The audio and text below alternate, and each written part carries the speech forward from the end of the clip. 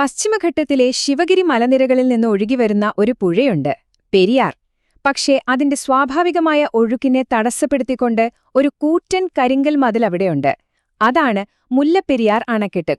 അപ്പോ ഇത് വെറും ഒരു പുഴയുടെയോ അണക്കെട്ടിന്റെയോ കഥയല്ല കേട്ടോ, മറിച്ച് ഈ ഒരൊറ്റ നദിയെ ആശ്രയിച്ച് ജീവിക്കുന്ന രണ്ട് തരം മനുഷ്യരുടെ കഥയാണ്.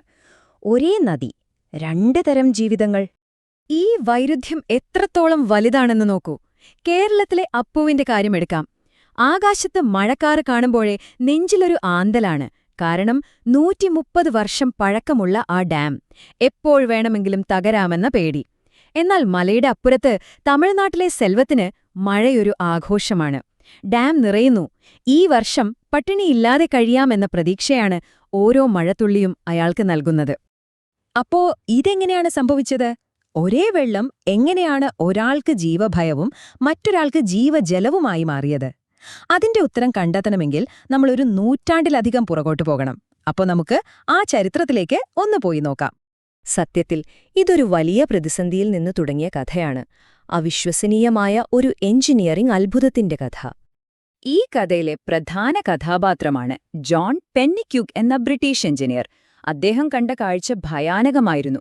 മദ്രാസിലെ പാടങ്ങളെല്ലാം കരിഞ്ഞുണങ്ങി, ആളുകൾ പട്ടിണി കിടന്നു മരിക്കുന്നു. അപ്പോഴാണ് അദ്ദേഹത്തിന് ആ ഭ്രാന്തനാശയം തോന്നുന്നത്.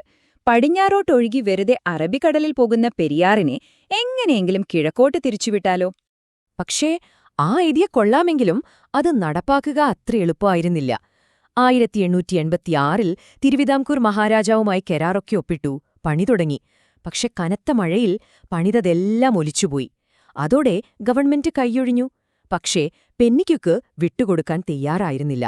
അദ്ദേഹം നേരെ ഇംഗ്ലണ്ടിലേക്ക് പോയി തന്റെ കുടുംബസ്വത്ത് മുഴുവൻ വിറ്റു. എന്നിട്ട് ആ പണവുമായി തിരികെ വന്ന് പണി പൂർത്തിയാക്കി. അതുമെങ്ങനെയാണെന്നോ, ചുണ്ണാമ്പും ശർക്കരയും കടുക്കയുമൊക്കെ ചേർത്ത ഒരു പ്രത്യേക കൂട്ടുവെച്ചിട്ടാണ് അദ്ദേഹം ആ അണക്കെട്ട് കെട്ടിപ്പൊക്കിയത്. പക്ഷേ ആ കരാറിലെ ഏറ്റവും ഞെട്ടിക്കുന്ന ഭാഗം അതൊന്നുമല്ലായിരുന്നു. അതിലെ പാട്ട കാലാവധിയായിരുന്നു.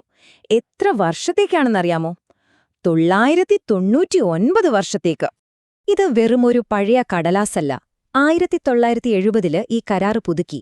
അതായത് ഒരു കൊളോണിയൽ കാലത്തുണ്ടാക്കിയ ഒരു ഉടമ്പടി ഇന്നും നിയമപരമായി നിലനിൽക്കുന്നു. നമ്മൾ ഇന്ന് കാണുന്ന എല്ലാ പ്രശ്നങ്ങളുടെയും തർക്കങ്ങളുടെയും തുടക്കം അതെ ഈ കരാറാണ്. ശരി, അപ്പൊ ചരിത്രം അവിടെ നിൽക്കട്ടെ. നമുക്ക് തിരിച്ച് ഇന്നത്തെ കാലത്തേക്ക് വരാം. കാലം ഒരുപാട് മാറിയല്ലേ? പക്ഷേ ആ ഭയം അതിപ്പോഴും മാറിയിട്ടില്ല. എന്നുമാത്രമല്ല, കാര്യങ്ങൾ കൂടുതൽ വഷളായിട്ടേയുള്ളൂ. കാരണം പണ്ട് ഈ അണക്കെട്ട് പണിതവർ സ്വപ്നത്തിൽ പോലും വിചാരിക്കാത്ത ചില പുതിയ ഭീഷണികൾ നമുക്ക് മുന്നിലുണ്ട്. ഒന്നാമത്തേത് കാലാവസ്ഥാ മാറ്റം. അന്ന് കണക്ക് കൂട്ടിയപ്പോഴത്തെ മഴയല്ലല്ലോ ഇപ്പൊ പെയ്യുന്നത്. വളരെ കുറഞ്ഞ സമയം കൊണ്ട് അതിശക്തമായ മഴ. ആ ഒരു വെള്ളപ്പൊക്കം താങ്ങാൻ ഈ പഴയ ഡാമിനു പറ്റുമോ? ഇനി രണ്ടാമത്തെ കാര്യം, ഈ ഡാം ഇരിക്കുന്നത് ഒരു ഭൂകമ്പ സാധ്യതയുള്ള മേഖലയിലാണ്. എങ്ങാനും ഒരു ഭൂകമ്പം വന്നാലോ? പോരാത്തതിന് മാധവ് ഗാഡ്ഗിലിനെ പോലുള്ള വിദഗ്ധർ എത്രയോ തവണ ഈ പ്രദേശത്തിന്റെ പാരിസ്ഥിതിക പ്രശ്നങ്ങളെക്കുറിച്ച് മുന്നറിയിപ്പ് തന്നിട്ടുണ്ട്.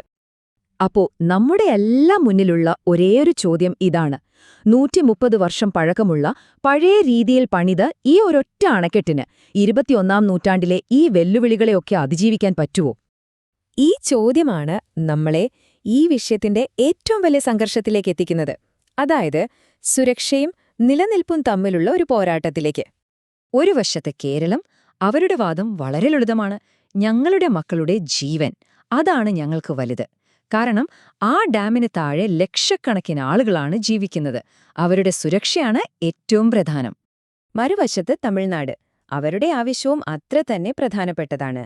ഞങ്ങളുടെ മക്കൾക്ക് ഭക്ഷണം കൊടുക്കാൻ ഞങ്ങൾക്ക് ആ വെള്ളം വേണം.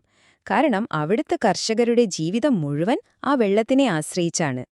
അപ്പോ ഇവിടെ എന്താ സംഭവിക്കുന്നത്? രണ്ട് അടിസ്ഥാന ആവശ്യങ്ങൾ നേർക്കുനേർ വരുന്നു. ഒന്ന് സുരക്ഷ, മറ്റൊന്ന് നിലനിൽപ്പ്. ജീവന്റെ സുരക്ഷയാണോ അതോ ജീവിക്കാനുള്ള വഴിയാണോ വലുത്? ഇതിൽ ഏതിനാണ് കൂടുതൽ പ്രാധാന്യമെന്ന് പറയാൻ നമുക്ക് പറ്റുമോ? അവസാനം നമ്മൾ ഈ ഒരു ചോദ്യത്തിന് മുന്നിലാണ് വന്നു നിൽക്കുന്നത്. കേരളത്തിന് സുരക്ഷ, തമിഴ്നാടിന് വെള്ളം. ഈ ഒരു സ്വപ്നം എന്നെങ്കിലും യാഥാർത്ഥ്യമാകുമോ? മനുഷ്യൻ വരച്ച അതിരുകൾക്കും ഉണ്ടാക്കിയ നിയമങ്ങൾക്കും അപ്പുറത്തേക്ക് പ്രകൃതി നൽകുന്ന മുന്നറിയിപ്പുകൾ നമ്മൾ എന്നെങ്കിലും കേൾക്കുമോ? ഒരുപക്ഷേ ഈ ചോദ്യത്തിനുള്ള ഉത്തരം തേടിയാണ് പെരിയാർ ഇപ്പോഴും ഒഴുകിക്കൊണ്ടിരിക്കുന്നത്.